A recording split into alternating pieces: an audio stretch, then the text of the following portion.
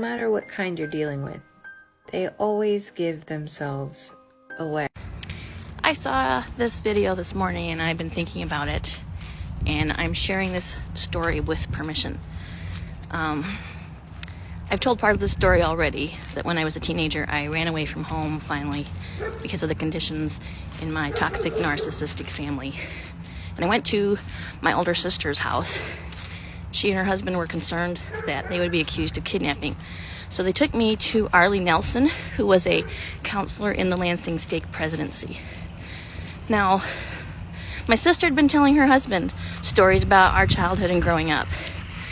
And it's not that he didn't believe her, but the stories of abuse were so horrendous that it was hard to believe that this all happened in one family and occurred to so many girls, and that so many of us weren't believed. Same thing on my end. I told people at school, I told people at church.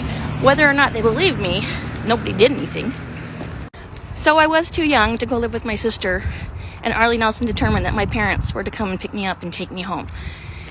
And my sister and her husband and my parents were sitting in a room, and then the guard came down with my mother. It'd been too long a day, too hard to fight, too frustrating a moment, and my brother-in-law saw for the first time who my mother really was.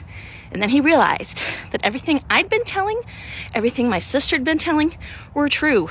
We served as each other's witnesses. So if you're in an abusive family, especially if you're a young girl and you're still stuck at home with them, you keep telling your story. You keep telling people.